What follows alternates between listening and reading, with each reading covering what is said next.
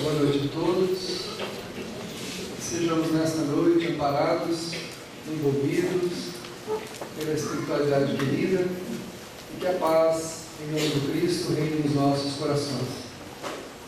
Os nossos irmãos também, internautas, que estão nos acompanhando pela internet, recebam também nosso abraço e possam estar em paz nesta noite. Principalmente para com os chefes da sociedade daquela época, Jesus sempre providenciava uma lição importante e certamente serviria também para todos nós que ouviríamos essas lições muito tempo depois. E estando Jesus, num determinado momento, com os fariseus, já que iria comer na casa de um deles, ele diz: "E vós, fariseus, tendes grande cuidado em limpar o exterior do copo e do prato, mas o vosso coração permanece cheio de rapina e iniquidade." Naquele momento, Jesus provocou um grande burburinho entre aqueles que o ouviam, porque é claro que ao pronunciar as suas palavras, o magnetismo divino e amoroso de Jesus adentrava as almas que lhe ouviam, provocando uma revolução espiritual dentro da criatura, que naquele instante não conseguia permanecer sem refletir sobre o que o Mestre estava dizendo. Mas esta lição, ela é profundamente importante para todos nós, quando os Espíritos Venerandos nos diz a respeito da nossa vida. Nós almejamos tantas coisas, queremos muitas coisas para as nossas vidas, mas nos esquecemos, e é estranho dizer, que cada um de nós tem a vida que quer ter. Aí alguém diria: "Mas isso é impossível, eu não quero ter a vida que eu tenho." Tanto quer que está tendo. De acordo com o que está no nosso coração, com os valores que nós esposamos como espíritos eternos que somos, nós irradiamos uma vida, vivenciamos uma vida conforme nós queremos. Se nós queremos permanecer com os sentimentos que temos, então a vida que nós tivermos estará relacionada a estes sentimentos que estiverem em nosso coração. E aí, como disse Jesus, não adianta limpar o exterior só. Não adianta organizarmos a vida em torno de nós, materialmente falando, porque nós não estaremos adequadamente em paz nesta mesma vida onde tudo vai bem, onde tudo está muito organizado, onde as coisas estão caminhando dentro dos propósitos que nós almejamos para a nossa vida. E a gente percebe que, apesar de termos dado ou estarmos dando todos os direcionamentos que nós acreditamos ser os melhores para que a nossa vida seja tranquila, as coisas não vão bem. Nós permanecemos aflitos, angustiados, insatisfeitos. Mas disse o Cristo: não adianta limpar só o exterior, se o coração ainda tem conteúdos que comprometem esta vida exterior e que nos faz entender a vida que temos de uma maneira equivocada, gerando o chamado sofrimento. Este sofrimento que nada mais é do que o produto das nossas ações, dos nossos pensamentos e dos nossos sentimentos.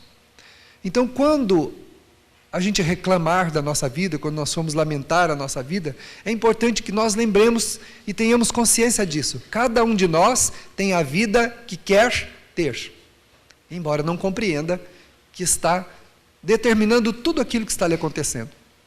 Embora não entenda que tudo aquilo que está acontecendo consigo é um produto que vem do próprio coração, lá da intimidade, de dentro da alma, que se manifesta exteriormente para que a gente possa aprender a lidar com as coisas e, através delas, então, sermos despertados para a mudança. Então, o sofrimento, ele funciona como um agente de despertamento, fazendo com que o desconforto que ele provoca permita que nós olhemos para dentro. Mas acontece aí um grande equívoco, um equívoco supremo.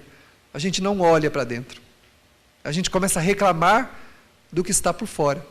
Reclamamos das pessoas, reclamamos das coisas, reclamamos da situação, reclamamos de uma série de coisas que, na verdade, não representa verdadeiramente o agente que está nos fazendo sofrer. E a gente começa a tomar algumas providências, exteriormente falando, e leva muito tempo até que a gente compreenda, e só o sofrimento acaba dando-nos esse despertamento, que é verificar dentro de nós o que é que não vai bem em nosso coração e no nosso sentimento. Então, em o Evangelho segundo o Espiritismo, os Espíritos Venerandos dizem assim: não basta as aparências da pureza, é preciso que ela esteja em nosso coração, que é mais ou menos o que Jesus falou. Não basta que a gente aparente equilíbrio, que a gente aparente que está em paz, que a gente aparente isso ou aparente aquilo. Isso precisa estar no nosso coração. Então, os Espíritos Venerandos colocam a aparência de pureza não dá equilíbrio e paz a ninguém. O que dá a paz e o equilíbrio é a virtude verdadeira no coração. É o sentimento, quando desenvolvido, no próprio coração. Aí sim, se a paz não estiver dentro de nós, o que esteja acontecendo em volta de nós não adianta. Não adianta. Quantas criaturas vivem tormentos inenarráveis, e nós verificamos em volta dela, tudo está bem, tudo está tranquilo, tudo está caminhando como devia, mas a pessoa não sente assim. Ela olha e tudo está uma verdadeira tempestade, porque o seu sentimento está interpretando assim. O sentimento está interpretando que tudo que está acontecendo com ela é ruim, está lhe trazendo profundos dissabores, e a pessoa experimenta então uma agonia muito grande na alma, a despeito do que estiver acontecendo com ela. Enquanto que o contrário também acontece. Pessoas que têm provações, que a gente olha e fala, meu Deus, que provação difícil na vida dessa pessoa. E a gente olha para a pessoa, ela até derrama algumas lágrimas, mas permanece tranquila, caminha serena, não lamenta, não blasfema contra Deus, não briga com ninguém. Né?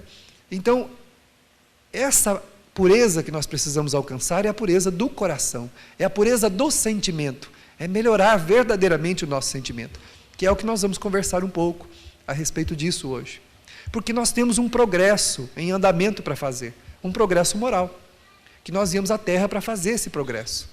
E o Evangelho segundo o Espiritismo diz que a nossa vida, a maior tarefa da nossa vida é esse progresso moral, que nós íamos aqui fazer, que é justamente aquilo que nos coloca em contato com os desafios. Cada um de nós vai ter contato com os desafios próprios dessa necessidade espiritual que temos, que vai nos levar a esse progresso, se nós conseguirmos atender esses desafios de maneira nobre, de maneira elevada. Então, na verdade, nós reclamamos, lamentamos das coisas, reclamamos das pessoas, mas cada um de nós temos a vida que quer ter. Os Espíritos Venerandos dizem que se nós quiséssemos ter uma vida diferente, nós teríamos. Por que nós estamos na Terra como nós estamos? Porque a gente ainda quer ser assim. Porque a gente ainda quer viver sob a aguante daqueles sentimentos menores que nos têm feito sofrer. As nossas paixões, elas têm nos entretido, criando ilusões terríveis para nós. E essas ilusões fazem com que a gente se comporte de maneira indevida enquanto vivemos, gerando desconfortos para a gente experimentar depois e até mesmo agora. Só que quando acontece numa vida seguinte, a gente não se lembra que a causa é pretérita, né? Que a causa é do passado, a gente não lembra. Mas o desconforto está conosco, nós experimentamos. Mesmo que as pessoas nos tratem bem, mesmo que a nossa vida esteja boa, nós começamos a sentir desconforto. E a depressão começa então a tomar conta de nós. E apesar da vida boa, da vida tranquila ou de uma vida normal, a gente começa a experimentar falta de vontade de viver. Porque, na verdade, são esses sentimentos que a gente ainda quer viver que está fazendo com que a gente sofra. E se a gente avaliar esse sentimento, nós vamos perceber que eles têm raízes na nossa vontade. Nós ainda queremos ser assim, dessa maneira como somos. E é isso que nos faz sofrer. Né? Nós percebemos uma coisa nas entrevistas, quando as pessoas procuram as entrevistas, que a grande maioria das pessoas que procuram entrevistas, não procuram a entrevista para pedir um conselho para mudar a sua vida. procuram uma entrevista para reclamar de alguém ou reclamar da vida.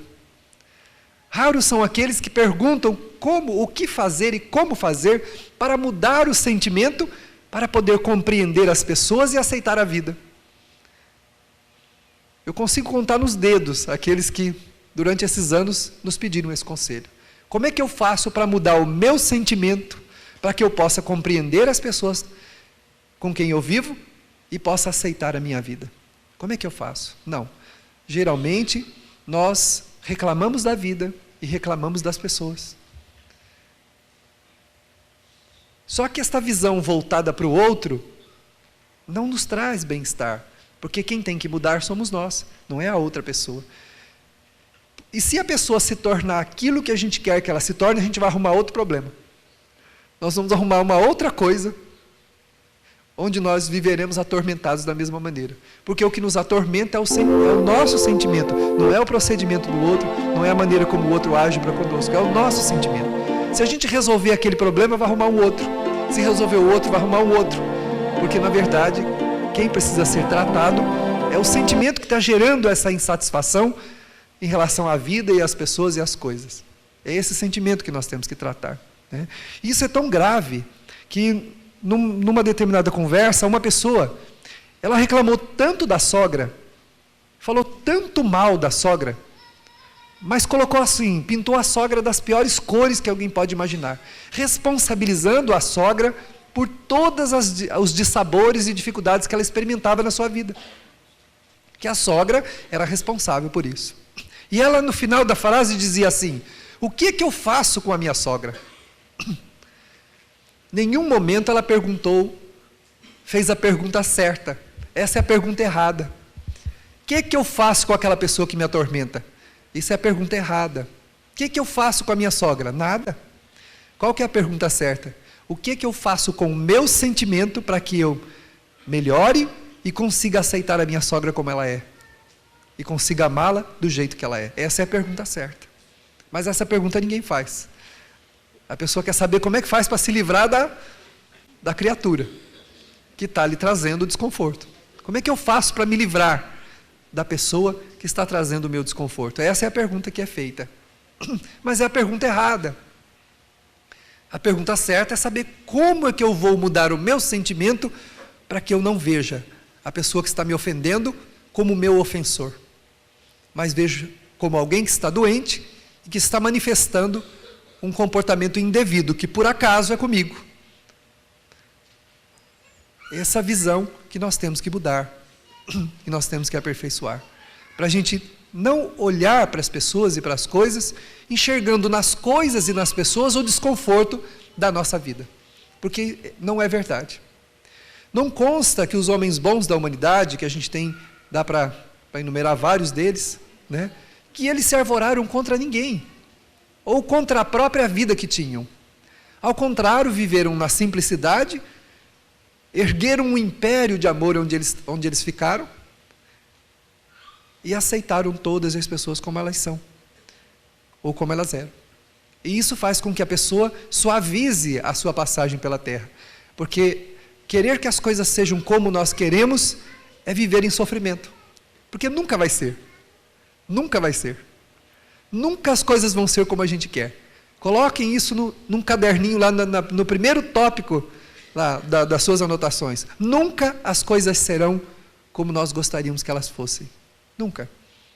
Porque as coisas e as pessoas atendem a fatores que nós desconhecemos para se comportarem, para agirem, para serem como são. E nós desconhecemos. Nós só podemos cuidar de nós, mas é isso que nós não queremos. Porque olhar para si mesmo, além de dar trabalho, é desconfortável. É desconfortável olhar para si mesmo e reconhecer alguma coisa que não vai bem para mudar. Mas quando a gente consegue fazer isso, quem fica em paz somos nós. Nós permanecemos em paz. Outras pessoas dizem assim, como uma pessoa que disse num local que nós fomos aí, a pessoa disse assim: eu não quero a minha vida, eu não suporto a minha vida não presta. E quando a pessoa começou a desenrolar a sua fala, nós percebemos que na verdade ela queria só reclamar da vida. Ela não estava procurando um aconselhamento, ela queria reclamar da vida. E dentre as falas da pessoa, nós localizamos alguns problemas. A pessoa era pessimista, era negativa, era odienta, porque odiava muitas coisas e muitas pessoas, e vivia com raiva de tudo e todo mundo. E eu disse só a ela: o seu problema é o seu sentimento, ele está lhe fazendo sofrer. De jeito nenhum. E eu disse: a senhora sente raiva. Não, eu sinto raiva porque eu sou provocada. Eu disse: esta é a sua ilusão. Na verdade, a senhora não sente raiva porque é provocada, sente raiva porque tem um sentimento que se melindra diante da provocação do outro. Por isso que a senhora sente raiva. Então, os seus sentimentos negativos estão lhe escravizando. E eu digo à senhora: ou a senhora muda, ou a sua vida vai para a derrocada. A senhora possivelmente vai caminhar para a derrocada moral. E ela disse: não é possível. Eu não posso ser responsável pelas coisas que me acontecem. Pois é. São os seus sentimentos que estão lhe fazendo sofrer. As pessoas são o que elas são. Elas vão lhe provocar, mas mesmo que elas não lhe provocassem, a sua amargura, o seu pessimismo, o seu ódio da vida está lhe fazendo infeliz. É isso que está lhe fazendo infeliz. É isso que a senhora precisa modificar. E nesse sentido, por causa deste procedimento, nós estamos sempre deslocados da verdadeira interpretação da vida. E podemos cometer desatinos contra nós e contra os outros, que podem nos fazer perder as oportunidades reencarnatórias. O ano era 1941. Num bairro nobre de Paris, vivia num pequeno palacete uma mãe e um filho. Ela, Heloïse, e ele, Julier. O problema é que Julier, desde pequeno, apresentava distúrbios emocionais gravíssimos. Embora os carinhos e a atenção de Heloïse, Julier não evoluía em seus sentimentos. Numa determinada noite bucólica, de belo luar, que sob a inspiração deste, Heloïse adentra a sua sala de música,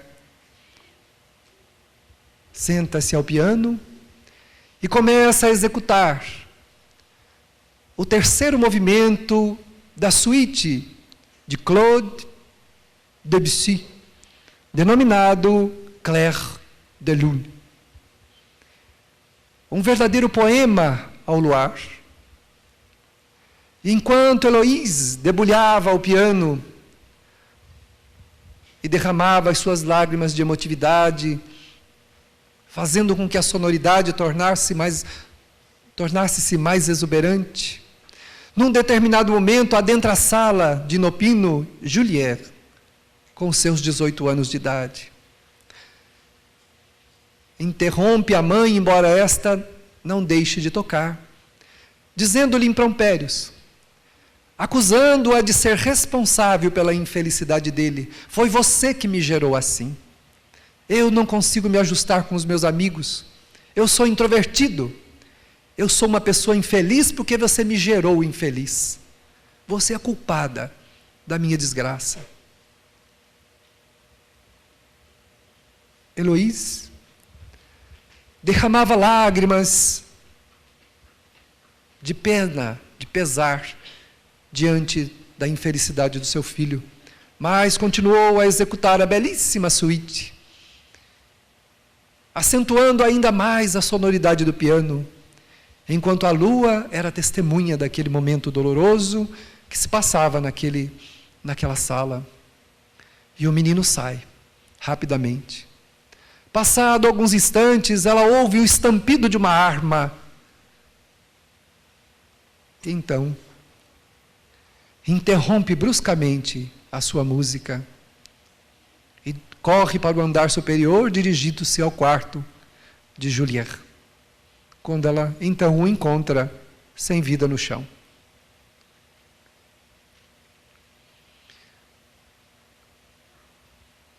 Debruça-se sobre o corpo de Juliette.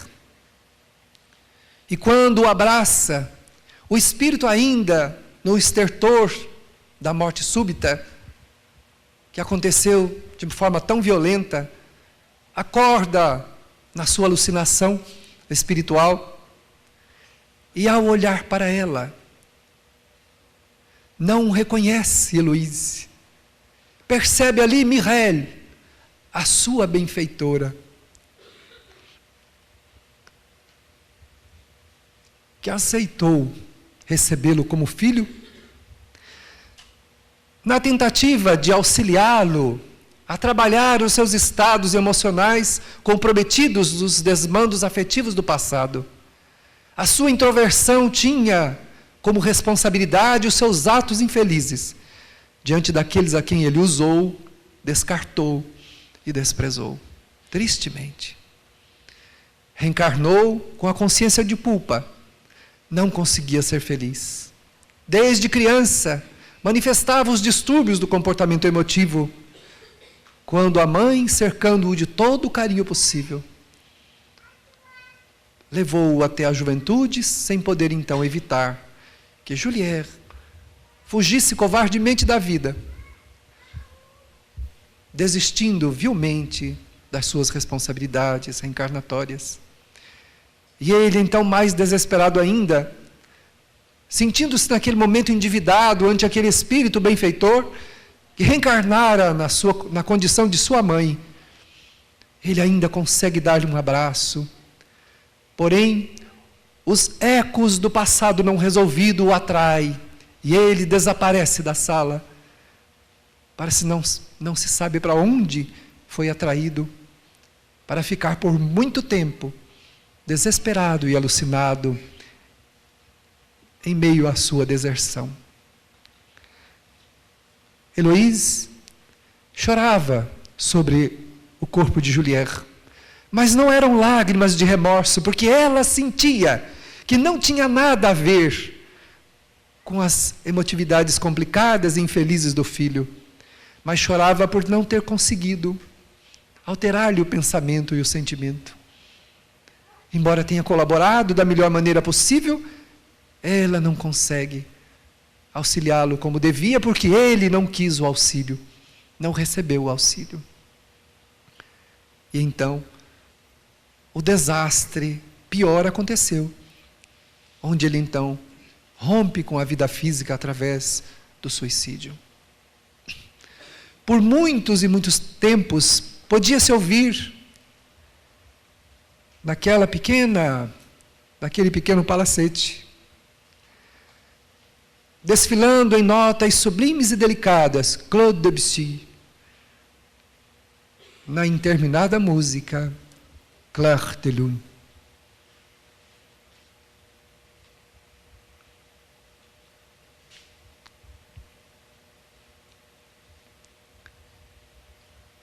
Juliette precisou desencarnar para ter a sua desilusão.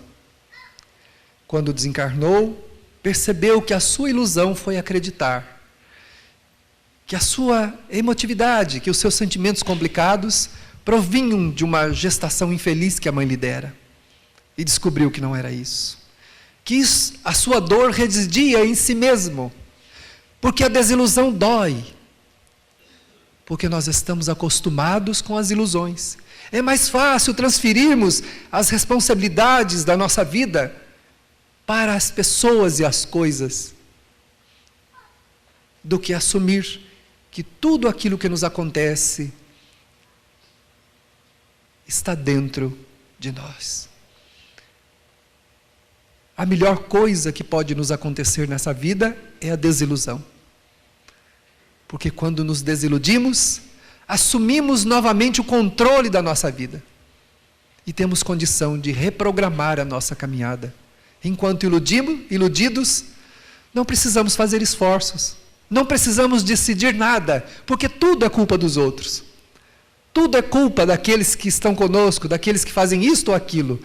Tudo é culpa do país, é culpa daquela outra pessoa, é culpa dessa situação, daquela.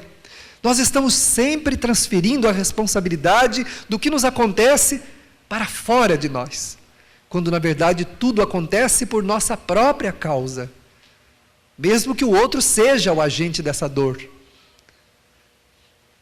Juliette só pôde entender isso tarde demais para aquela existência. Era mais fácil culpar a mãe do que solicitar-lhe auxílio para mudar o sentimento.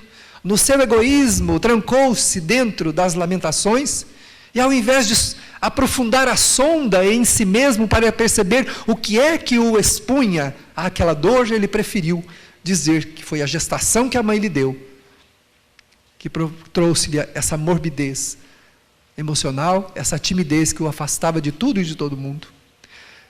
Pode ser também que nós não queiramos aprofundar esta sonda para percebermos o que em nossa natureza não vai bem, porque queremos ficar iludidos ainda, achando que a nossa infelicidade é por causa dos outros, do que os outros nos fazem, nos fizeram. 40 anos depois estamos lamentando pela mesma coisa, como se ela tivesse acontecido no dia de ontem. Falamos durante décadas a respeito de algo que nos aconteceu, sem renovar o pensamento e sem renovar o sentimento, que vão ficando carcomidos, começam a cheirar mofo, e nós começamos então a sentirmos-nos vitimados com a tristeza, com a morbidez, com a depressão, daquilo que na verdade não queremos modificar em nós, e deixamos que isso envelheça dentro de nós, porque pior do que o envelhecimento do corpo, é envelhecer por dentro, é permitir que o mofo, que a poeira se instale dentro de nós, porque não queremos fazer as limpezas devidas para retirar aquilo que está nos sujando moralmente. Por isso, disse Jesus, não adianta limpar os copos e os pratos por fora, se o coração está sujo, cheio de rapina, de podridão. Mas nós queremos perpetuar esse desconforto, porque temos que achar um responsável fora de nós, daquilo que nós estamos sentindo. Nunca queremos assumir que isso está dentro de nós. E cometemos gravíssimos equívocos de interpretação, e acabamos por caminhar a nossa vida para a derrocada, para a autodestruição, que é a pior de todas as destruições. Paulo dizia, vocês podem destruir o meu corpo, mas não vão alcançar a minha alma. Mas pior do que de ser destruído no corpo, é ser destruído na alma, que é onde nós mantemos os sentimentos que perpetuam-se em nós e vão conosco para as encarnações a fio até que a gente resolva trabalhá-los e modificá-los. Morrer por dentro é muito pior do que morrer por fora. Por isso os mártires do passado, eles não tinham medo da morte, porque sabiam que iam matar o corpo, mas não iam matar-lhes os espíritos, que estavam renovados naquele entendimento novo que eles tinham. Eles confiavam em Jesus, eles sabiam que esse reino prometido por ele estava dentro deles, e eles estavam em paz. Então o que importava que ia desacontecer com o corpo, se a alma estava em paz? Mas é o contrário, nós vivemos para o corpo e não cuidamos da alma, e não queremos nem saber da realidade, quando a desilusão dói, mas ela é a melhor coisa que pode nos acontecer, porque ela nos devolve a realidade, e aí nós podemos assumir o controle da nossa vida. Se Juliette tivesse caído na realidade, assumido o controle da sua vida, não teria que se desiludir do outro lado, reconhecendo em quem ele acusava o seu verdadeiro benfeitor. Quantos de nós vamos chegar no mundo espiritual e descobrir que aquela pessoa complicada que está no nosso caminho, na verdade é o nosso benfeitor, é um espírito que veio à vida para nos devolver as verdadeiras noções de dignidade, de autorrespeito, de respeito ao próximo, que nós perdemos nos desmandos do passado. Nós vamos descobrir isso do lado de lá. Por que não mudar o sentimento e aceitar aqui? Para que a gente se renove e nessa renovação encontremos uma vida melhor dentro de nós, para que nós não dependamos do que acontece conosco por fora, para estarmos bem, estarmos felizes. Se nós todos aguçarmos os ouvidos da alma, ouviremos as Heloíses da vida tocando as áreas, as suítes belíssimas, das notas sublimes da compaixão, da misericórdia por nós, ingratos, que muitas vezes temos até que pedir uma vida de submissão em outra existência, àquele que é o nosso benfeitor, porque não sabemos valorizá-los enquanto estamos aqui com eles. Sejam eles aqueles que nos fazem o bem, mas também aqueles que nos causam desconfortos, dificuldades, porque eles são, na verdade, os nossos instrutores, os mentores da vida para nos ensinar grandes lições. A gente fica querendo ouvir os espíritos, ainda bem que não escuta, porque eles não dizem só coisas que a gente quer ouvir, eles dizem coisas que a gente não quer ouvir também. A gente fica querendo ouvir os espíritos, quando a vida tem lições belíssimas e a gente não quer escutar. Nós não queremos ouvir os recados da vida, nós queremos ouvir os espíritos, porque nós achamos que eles têm uma solução mágica para o nosso problema, para a nossa vida, quando essa solução está dentro de nós, na renovação do nosso sentimento. Não adianta, como disse Jesus, limpar os pratos por fora, assear, embora seja bom o lugar onde nós estamos, se por dentro mantemos exatamente aquilo que nos suja, que nos faz sofrer, que nos faz sentir agonias, desesperos neste mundo. Então é importante que nós nos lembremos disso. E aí nós vamos perceber também que, como cristãos, nós devemos aplicar os conhecimentos que o Cristo nos deu para mudar a nossa vida. O Espiritismo nos capacita para isso. Ele nos tira das ilusões e ajuda a gente a compreender o que sente, para a gente poder melhorar esse sentimento. E aí a gente vai descobrir uma coisa, que tem raiva sim, só que a raiva não nos controla mais, a gente controla ela. Nós vamos descobrir que a gente tem orgulho sim, mas o orgulho não dita mais as regras. Quem dita as regras somos nós. Ele até quer, mas a gente não dita mais. Nós vamos descobrir que a gente tem medo, mas esse medo não nos impede as realizações, porque a gente confia em Deus, confia em si mesmo e sabe que o melhor vai nos acontecer, se nós estivermos fazendo os esforços devidos. E a gente vai prosseguindo, assumindo o controle da nossa vida, e descobre então que o problema não é a sogra. Descobre, que não seja tarde para descobrir, né? A gente descobre que o problema não é a sogra, que o problema somos nós. Mas a gente transferiu o controle da nossa vida para a sogra. Então, como dizia a moça que nos falou da sogra, agora eu vou acabar de contar a história dela. Tudo que acontecia de ruim na vida dela era por causa da sogra. Então, se acontecia um fato ruim, ela dizia assim, é o olho gordo da velha. Se o marido ficava com um temperamento estranho, foi a velha que envenenou ele. E se por acaso ela perdesse alguma coisa, a velha me rogou uma praga. Era mais fácil acreditar que a sogra é que tinha uma visão ruim da vida dela e por isso ela experimentava os desconfortos. Quando na verdade não é isso que estava acontecendo. O seu sentimento não lhe permitiu enxergar e admitir que ela não tinha sentimentos bons, mas que ela podia controlá-los e modificá-los. Né? A gente não vai se descobrir puro de um momento para o outro, porque não somos. Mas a gente pode trabalhar essa pureza, controlando esses ímpetos negativos que escravizam a nossa vida, né? E faz a gente viver à mercê de consequências que nós poderíamos evitar. Voltando ao início da nossa fala, cada um de nós então tem a vida que quer ter. Se nós observarmos, nós temos a vida que nós queremos ter. Porque é assim que nós deveremos fazer. Observando então a grande oportunidade que é a nossa existência na Terra.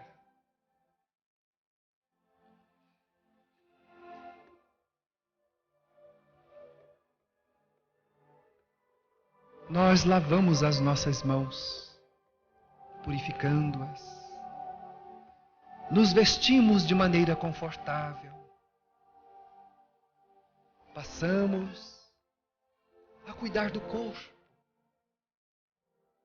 Mas quão difícil é limpar o coração, porque esta tarefa, ela exige esforços que nós não estamos interessados em manifestá-los. É mais fácil vivermos iludidos e acreditando que a vida tem alguma conspiração contra nós. É mais fácil acreditar que as intempéries emocionais inadvertidamente nos visitam, acicatando-nos o peito à semelhança de um algoz que resolveu cravar um punhal injusto em nosso peito, em nosso coração. Por isso, coração querido, ouçamos a voz veneranda e bela do poeta de Deus, que cantou a canção do amor à humanidade, objetivando que o homem pudesse, através dela, ser feliz. Se nós não nos programamos para a mudança, seremos visitados pela dor. Não importa se dormimos sobre sedas ou sobre trapos, ela nos alcança para fazer-nos por dentro a transformação. É possível que neste caminhar dorido da existência, experimentando os desafios iluminativos quando desejamos atendê-los, possamos não compreender e identificar as primeiras luzes que se acendem na alma. Mas é perceptível a mudança. Quando uma luz se acende, a treva bate em retirada. E toda a região iluminada mostra-se como é. E assim temos condição de nos ver como somos, para nos transformarmos nas criaturas que precisamos ser, iluminados pelas luzes das disposições, da prática do bem, do desejo de se modificar. É importante, então, que ouçamos a voz do Cristo de Deus, para que possamos limpar o nosso coração. Que Ele nos traga nesta